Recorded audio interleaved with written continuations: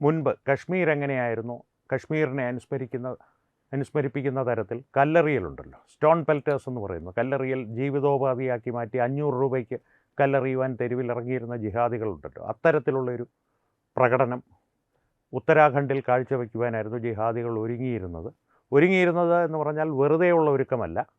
അതിലേക്ക് ഞാൻ വരാം. എത്തരത്തിലായിരുന്നു അവരുടെ ഒരു മുന്നൊരുക്കങ്ങൾ എന്നുള്ളത്. ഡൽഹി കലാപത്തിനെ അനുസ്മരിപ്പിക്കുന്ന തരത്തിലായിരുന്നു ഇവരുടെ ഒരുക്കങ്ങൾ.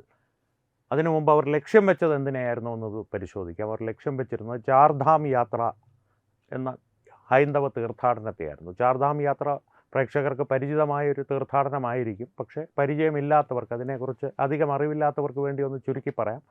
4 മഹാക്ഷേത്രങ്ങൾ, യമുനോത്രി, ഗംഗോത്രി, ബദ്രിനാഥ്, കേദാർനാഥ്. അതിൻ്റെ ഒരു ഓർഡറിൽ പറയുകയാണെങ്കിൽ യമുനോത്രി, ഗംഗോത്രി, കേദാർനാഥ്, ബദ്രിനാഥ്, ഇങ്ങനെ വേണമത്. നമ്മുടെ ഈ ശിവാലയ ഓട്ടം എന്നൊക്കെ പറയുന്ന പോലെ കൃത്യമായിട്ടൊരു രീതികളുണ്ട്. യമുനോത്രിയിൽ തുടങ്ങി ഗംഗോത്രിയിലേക്ക് ചെന്ന് കേദാർനാഥിലെത്തി ബദ്രിനാഥിൽ അവസാനിക്കുന്ന 4 മഹാക്ഷേത്രങ്ങളിലേക്കുള്ള ചാർധാം യാത്ര ആണ് ഈ തീർത്ഥാടനം.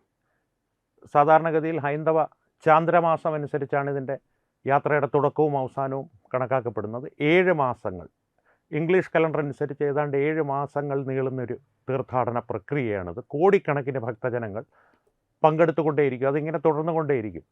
സാധാരണഗതിയിൽ ഏപ്രിൽ പകുതിയോടുകൂടി, ഈ വർഷം ഏപ്രിൽ 19 തുടക്കം കുറിച്ച് നവംബറോടുകൂടി അവസാനിക്കുന്നത്, ഈ വർഷം നവംബർ പകുതിയോടുകൂടി അവസാനിക്കുന്ന രീതിയിലാണ് ചാർധാം യാത്ര നടക്കുന്നത്.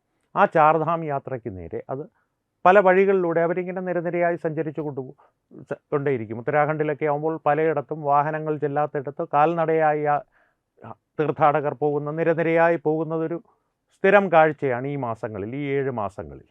അപ്പോൾ പല ഗലികളുണ്ടല്ലോ. ഈ ഗലി എന്ന് പറയുന്നത് നമ്മുടെ തെരുവുകൾ, ഇരുവശത്തും വീടുകളുള്ള ഗലികളിലൂടെയും ഈ യാത്ര നീളാറുണ്ട്. ആ ഗലികളിൽ പലതിൻ്റെയും ഇരുവശങ്ങളിലും താമസിക്കുന്നത് ഈ ജിഹാദികളാണ്.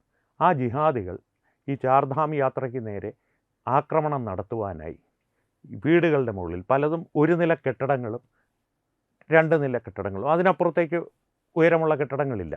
ആ കെട്ടിടങ്ങളുടെ മട്ടുപ്പാവിൽ ഇഷ്ടികകൾ, വലിയ കല്ലുകൾ, ഈ കോൺക്രീറ്റ് ബ്ലോക്കുകളൊക്കെ സംഭരിച്ച് വെച്ചിരിക്കുന്നത് ഉത്തരാഖണ്ഡ് പോലീസിൻ്റെ ശ്രദ്ധയിൽപ്പെട്ടു. ഡ്രോൺ പരിശോധനയിലാണ് ആ കാര്യം ശ്രദ്ധയിൽപ്പെട്ടത്. അതിനെ തുടർന്ന് നടത്തിയ അന്വേഷണത്തിൽ 9 പേരെ കസ്റ്റഡിയിലെടുത്തിട്ടുണ്ട്. ഇത് തന്നെയായിരുന്നു അവരുടെ ഉദ്ദേശമെന്നുള്ളതും വെളിവായിട്ടുണ്ട്. ആ ചാർധാം യാത്രയ്ക്ക് നേരെ കല്ലുകൾ ഉപയോഗിച്ച് ആക്രമണം നടത്തുക.